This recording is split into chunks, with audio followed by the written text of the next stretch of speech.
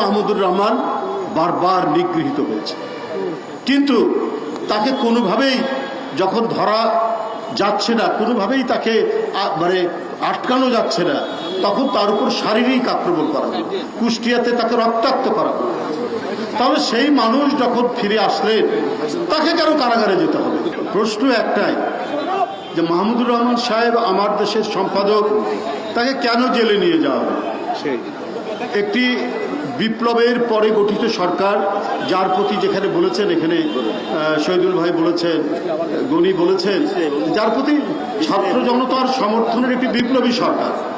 তো বিপ্লবী সরকারের সমস্ত কাজ হচ্ছে বৈপ্লবিক হবে, সমস্ত কর্মকাণ্ড হবে বৈপ্লবিক। আইনের কথা বলছেন, আইন উপদেষ্টা সাহেব নিশ্চয়ই একজন গুণী মানুষ, আমাদের অত্যন্ত ঘনিষ্ঠজন, কিন্তু বিপ্লবী সরকারের দায়িত্ব তো প্রচলিত কোনো আইনকে সেটার উপর ভিত্তি করে কাজ করা নয়।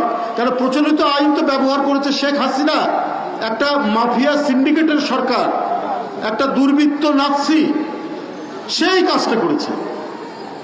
ফৌজদারি আইনে 1 বছরের বেশি সাজা হলে তাকে কারাগারে যেতে হবে। তো এই আইনটা এখন মানা হবে না, হবে কেন? আইন তো ধর্মগ্রন্থের শ্লোক নয় যেটা পরিবর্তন করা যাবে না। এই বৈপ্লবিক পরিবর্তনে এত ছাত্র জনতার যে আত্মদান, এত রক্ত এখনো গড়িয়ে যাচ্ছে। কিছুক্ষণ আগে দেখে আসলাম তাহমিদ এবং মাসুদ রানা কিভাবে তাদেরকে হত্যা করা হয়েছে, কপালে গুলি লেগেছে, মাথার পিছন দিক দিয়ে গুলি বেরিয়েছে। তাদের আত্মদানের মধ্যে দিয়ে যে সরকার, তারা কেন পুরনো আইন দেখিয়ে কাজ করবেন? শেখ হাসিনা তিনি যে আক্রোশ এবং প্রতিহিংসার বশবর্তী হয়ে আইনি প্রক্রিয়া করেছেন, এটা তো সবাই জানে। অন্তর্বর্তীকালীন সরকার কি এটা জানে না? যেখানে এত বিদগ্ধ জন এখানে উপদেষ্টা, তারা তো সবই জানতেন।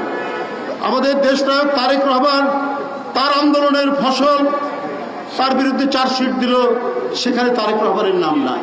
তার আগে চার্জশিট দিল, সেখানে নাম নাই। কাহার আখন্দের মতো একজন অত্যন্ত স্লোগান দেওয়া ধড়িবাজ আয়োকে নিয়ে আসা হলো, যে তখন নৌকা মার্কা নিয়ে পোস্টার সারছে তার এলাকায়। তো এটা তো একজন মূর্খ বুঝবে যে শেখ হাসিনা কেন কাহার আকন্দকে নিয়ে এসেছিলেন, যে তারেক রহমানের উপর তার যে প্রতিহিংসা আক্রোশ, সেটা বাস্তবায়ন করার জন্য। মাহমুদুর রহমান তার আন্দোলনের ফসল মঈনুদ্দিনের চ্যালেঞ্জ করে বললেন।